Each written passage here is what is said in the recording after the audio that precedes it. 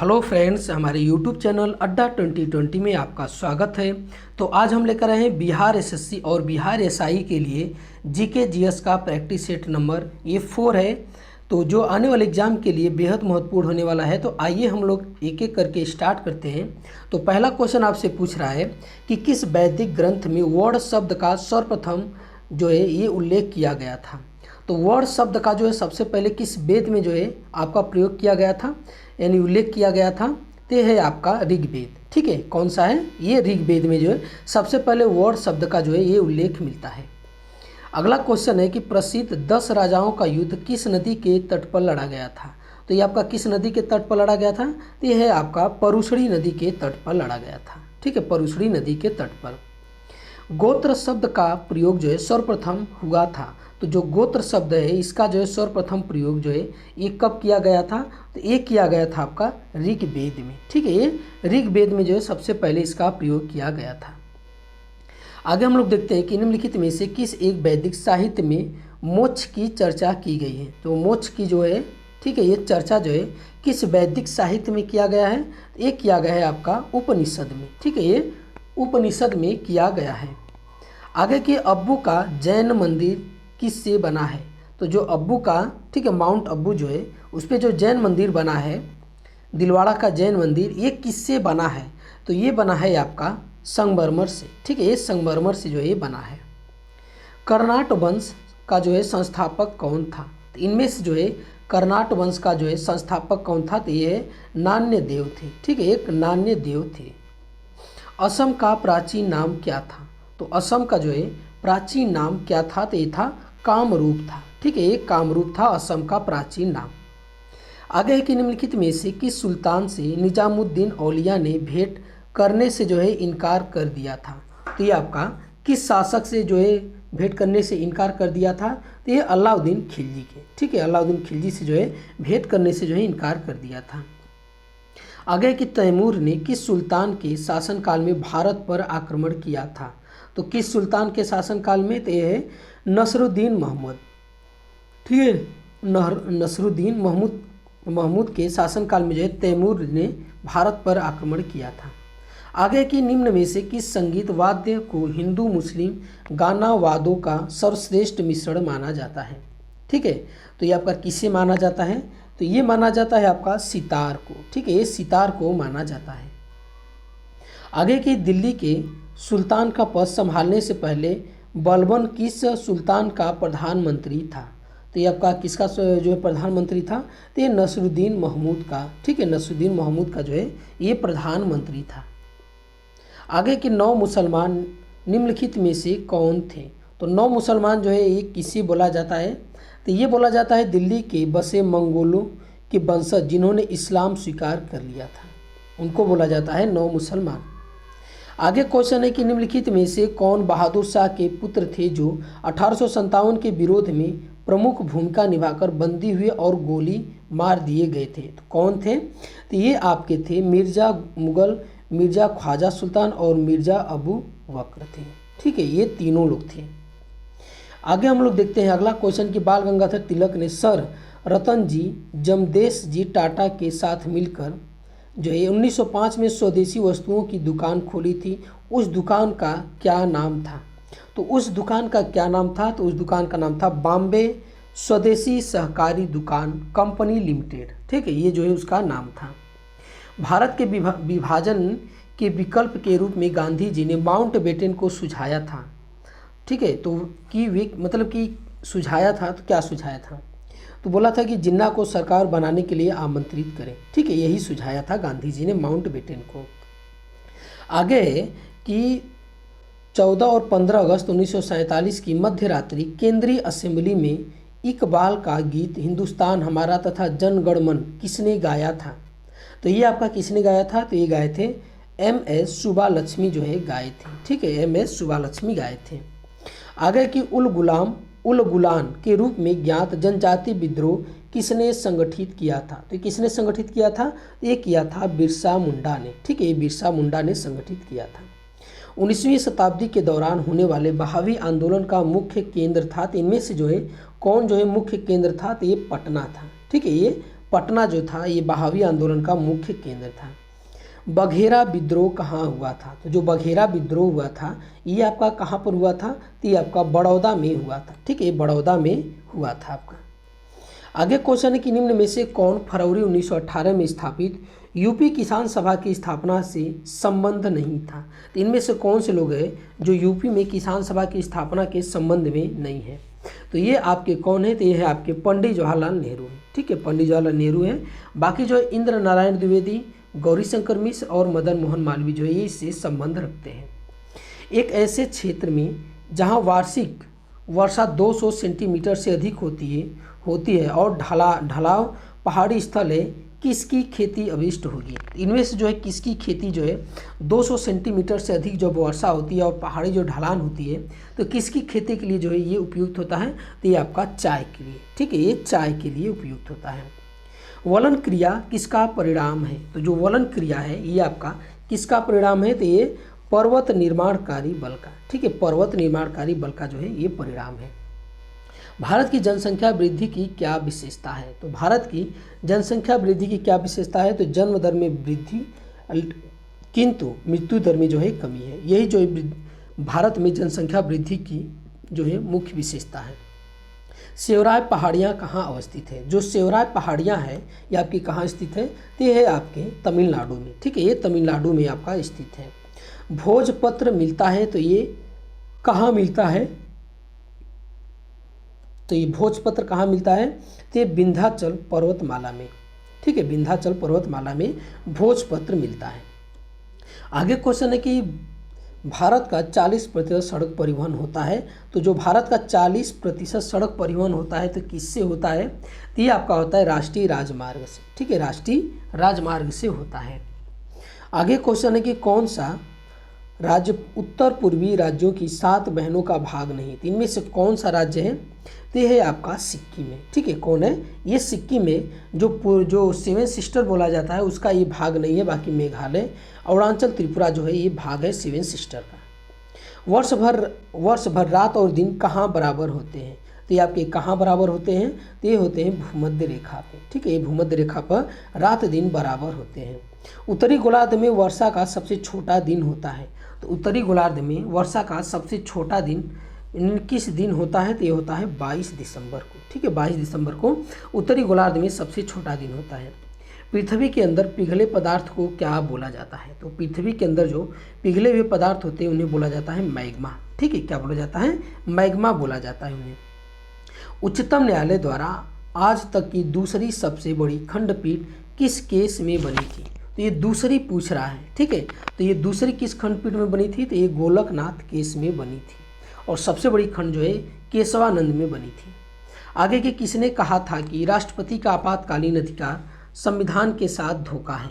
तो ये आपका किसने कहा था? तो ये बोला था हृदयनाथ कुंजरू ने कहा था। ठीक है, हृदयनाथ कुंजरू ने जो है ये बोला था आपका। आगे देखते हैं अगला क्वेश्चन की प्रथम पंचायती राज व्यवस्था का उद्घाटन पंडित जवाहरलाल नेहरू द्वारा 2 अक्टूबर 1959 को किया गया था। तो ये आपका कहाँ किया गया था? तो ये आपका किया गया था नागौर में। ठीक है, राजस्थान के नागौर में किया गया था। राष्ट्रपति के उम्मीदवार के लिए क्या आवश्यक नहीं है? तो इनमें से जो है राष्ट्रपति के उम्मीदवार के लिए क्या आवश्यक नहीं है? तो ये पढ़ा लिखा होना। ठीक है, ये आवश्यक नहीं। बाकी आयु जो है 35 वर्ष हो, सांसद चुने जाने की योग्यता रखता हो और देश का नागरिक हो। राष्ट्रपति लोकसभा को कब भंग कर सकता है? तो जो राष्ट्रपति होता है ये लोकसभा को कब भंग कर सकता है? तो केंद्रीय मंत्रिमंडल की अनुशंसा पर जो है राष्ट्रपति जो है लोकसभा को जो है भंग कर सकता है। निम्नलिखित में से कौन सा संवैधानिक विशेषाधिकार राष्ट्रपति का नहीं है? तो इनमें से कौन सा जो है ये राष्ट्रपति का नहीं है? तो ये है आपका वित्तीय बिल को पुनर्विचार हेतु लौटाना। ठीक है, वित्तीय बिल को पुनर्विचार हेतु जो है लौटाना, ये जो है राष्ट्रपति की जो है विशेषाधिकार में नहीं आता है। बाकी जो साधारण बिल को पुनर्विचार के लिए लौटाना, लोकसभा को भंग करना, प्रधानमंत्री की नियुक्ति करना। आगे क्वेश्चन है कि भारत के उपराष्ट्रपति का निर्वाचन एक निर्वाचक गण द्वारा किया जाता है जिसके सदस्य होते हैं। तो जिसके जो सदस्य होते हैं कौन होते हैं? तो संसद के दोनों होते हैं दोनों सदनों के सभी सदस्य, चाहे निर्वाचित हो और चाहे ये क्या बोलते हैं ये राष्ट्रपति के द्वारा जो है नियुक्त किए गए हो। ठीक है, आगे हम लोग देखते हैं कि भारत का प्रधानमंत्री बनने के लिए न्यूनतम आयु कितनी होनी चाहिए। तो ये आपकी कितनी होनी चाहिए, तो ये होनी चाहिए 25 वर्ष। ठीक है, ये 25 वर्ष जो है न्यूनतम आयु होनी चाहिए। उदारीकरण, निजीकरण और भूमंडलीकरण की नई आर्थिक नीति घोषित की गई। ये प्रधानमंत्री यानी किस प्रधानमंत्री के द्वारा जो है उदारीकरण, निजीकरण और भूमंडलीकरण की जो है नई आर्थिक नीति घोषित की गई थी। तो ये आपका घोषित किया गया था नरसिम्हा राव के द्वारा। ठीक है, ये नरसिम्हा राव के द्वारा जो है घोषित किया गया था। लोकसभा को कार्यकाल पूरा होने से पहले भंग किया जा सकता है।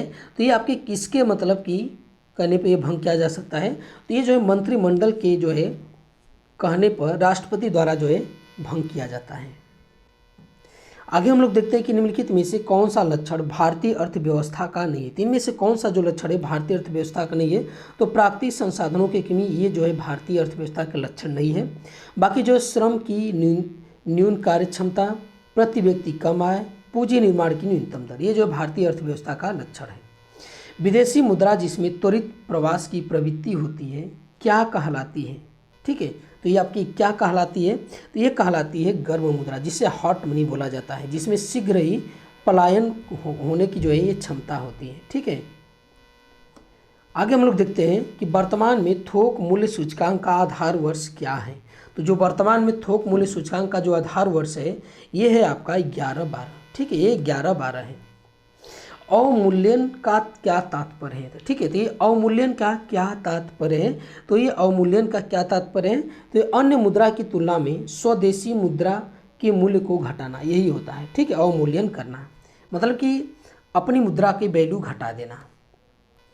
आगे हम लोग देखते हैं कि निम्न में से कौन सा आर्थिक वृद्धि का परिचायक नहीं है। तो इनमें से जो है पूछ रहा है कि कौन सा जो है आर्थिक वृद्धि का परिचायक नहीं है, तो ये है आपका वास्तविक प्रति व्यक्ति आय में सुस्थिर वृद्धि करना। ठीक है, ये आपका आर्थिक वृद्धि का जो है परिचायक नहीं। बाकी जो वर्ष के दौरान स्थिर कीमतों पर राष्ट्रीय आय में वृद्धि, ठीक है, ये है आपका किसी अवधि में चालू कीमतों पर राष्ट्रीय आय में वृद्धि और जनसंख्या में वृद्धि के साथ राष्ट्रीय आय में वृद्धि। आगे हम लोग देखते हैं कि राष्ट्रीय हॉर्टिकल्चर मिशन किस वार्षिक परियोजना में जो है आरंभ किया गया था। तो जो राष्ट्रीय हॉर्टिकल्चर है 21 पंचवर्षीय योजना में जो है ये शुरू किया गया था। तो ये आपका शुरू किया गया था 10वीं पंचवर्षीय योजना में। आगे हम लोग देखते हैं कि संघीय सरकार के बजटों में राजकोषीय घाटे के बड़े भाग की पूर्ति की जाती है। तो ये किसके द्वारा जो है बड़े भाग की पूर्ति की जाती है, तो एक घरेलू उधारों से। ठीक है, ये घरेलू उधारों से जो है की जाती है। निम्नलिखित में से किस एक कर समूह को जो केंद्र सरकार द्वारा एकत्र किए जाते हैं राज्यों के साथ बांटा जाता है। तो किस कर को, तो ये है आपका उत्पादन कर, आय कर और आय पर उपकर और तट कर। इनको जो है केंद्र जो है जो केंद्र सरकार है एकत्र किए जाते हैं और राज्यों के साथ, यानी केंद्र और राज्यों में जो है ये बांटे जाते हैं कर। ये कर उत्पाद कर, आय पर उपकर और तट कर। 20 सूत्री आर्थिक कार्यक्रम सर्वप्रथम कब प्रारंभ किया गया। तो ये आपका कब प्रारंभ किया गया था, तो एक किया गया था आपका 1975 में। ठीक है, ये 1975 में। निम्नलिखित निजी बैंकों में से किस बैंक ने चीन में सर्वप्रथम अपनी जो है शाखा स्थापित की है। तो किसने जो है स्थापित किया है, तो यह है एक्सिस बैंक ने। जो एक्सिस बैंक है यही जो है निजी बैंक भारत की है जो चीन में अपनी जो है शाखा सर्वप्रथम पहले स्थापित किया है। दो वस्तुओं के बीच घर्षण का कारण क्या है। तो दो वस्तुओं के बीच जो है घर्षण का कारण क्या है, तो उनके पृष्ठों पर अनियमितता होना। ठीक है, उनके पृष्ठों पर अनियमितता होना। आगे हम लोग देखते हैं कि निम्न में से कौन मैग्नीफाइंग ग्लास की भांति जो है प्रयोग होता है। ठीक है, तो इनमें से कौन है, तो ये है इनमें से ये आपका अभिसारी लेंस है। ठीक है, ये अभिसारी लेंस है। आगे की निम्नलिखित में से किस एक को विस्फोटक की तरह जो है प्रयोग किया जाता है। इनमें से जो है किसको जो है विस्फोटक की तरह जो है प्रयोग किया जाता है, तो किया जाता है नाइट्रोग्लिसरीन को। ठीक है, नाइट्रोग्लिसरीन को। निम्नलिखित में से किस प्राकृतिक स्रोत को दबी हुई रोशनी कहते हैं। तो आपका किस प्राकृतिक स्रोत को जो है दबी हुई रोशनी कहते हैं, ये बोला जाता है आपका कोयला को। ठीक है, ये कोयला को बोला जाता है। हरे पौधे में प्रकाश संश्लेषण की प्रक्रिया में होता है, तो क्या होता है हरे पौधे में प्रकाश संश्लेषण की प्रक्रिया में। तो क्या कहते हैं, ये करते हैं कार्बन डाइऑक्साइड लेते हैं और ऑक्सीजन छोड़ते हैं। ठीक है, कार्बन डाइऑक्साइड लेते हैं और ऑक्सीजन को छोड़ते हैं। कीटों को अभिलक्षित किया जाता है। तो ये आपका किनके द्वारा जो है कीटों को अभिलक्षित किया जाता है, तो संयुक्त पैरों के 3 युग्मों से। मतलब कि 3 युग्मों का मतलब कि कीट वो होते हैं जिनके 6 पैर होते हैं, उन्हें कीट बोला जाता है। मकड़ी जो है इनके 8 पैर होती हैं, ये कीट में नहीं जाती है मकड़ी। ठीक है, ये जो मकड़ी एग्जाम में पूछा गया है कि इनमें से कौन कीट नहीं है, तो ये मकड़ी भी ऑप्शन में था। तो कीट किसे बोलते हैं, जिसके 6 पैर होते हैं। आगे हम लोग देखते हैं कि भूमि के साथ साथ पानी में जीवित रहने की योग्यता से क्वेश्चन अगला है कि अधिकांश कीट किस प्रकार सांस लेते हैं। तो जो अधिकांश जो कीट होते हैं ये किसके द्वारा जो है सांस लेते हैं, तो ये ट्रैकिया प्रणाली द्वारा। ठीक है, ये ट्रैकिया प्रणाली द्वारा जो है ये सांस लेते हैं। निम्न में से कौन सा जोड़ा इनमें से गलत है। ठीक है, तो यही आपसे पूछ रहा है कि इनमें से कौन सा जोड़ा गलत है। तो ये है आपका विटामिन B1 थायमीन। ठीक है, ये सही है। ये है विटामिन B2 राइबोफ्लेविन, ये भी सही है। विटामिन B3 जो पेंटो, ठीक है, कौन सा है, ये 58 वाला विटामिन B3 पेंटोथीनिक अम्ल। ठीक है, और जो है विटामिन ये आपका B5 जो है पायरिडॉक्सिन, ये पायरिडॉक्सिन जो है गलत है, ये आपका है। ठीक है, ये है आपका विटामिन B6 है। ठीक है, ये B6 है।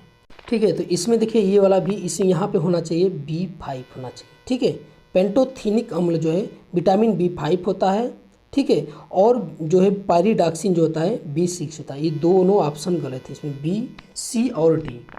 आगे हम लोग देखते हैं दुग्ध प्रोटीन को पचाने वाला एंजाइम कौन सा है। तो इनमें से कौन सा है दुग्ध को पचाने वाला प्रोटीन, ये एंजाइम है, तो ये आपका रेनिन है। रेनिन जो है दूध को पचाने वाला जो है, दूध की जो प्रोटीन होती है ये पचाने वाला एंजाइम है रेनिन। कोई साइकिल सवार किसी मोड़ में घूमता है तो वह, तो क्या होता है, तो ये मतलब कि किस ओर झुकता है, यही आपसे इसमें पूछ रहा है। तो किस ओर झुकता है, तो ये भीतर की ओर झुकता है। जैसे ये मोड़ है और इस साइड जो है खाल है, तो जब भी मुड़ेंगे तो इसी की साइड जो है अंदर की ओर झुकेंगे आप।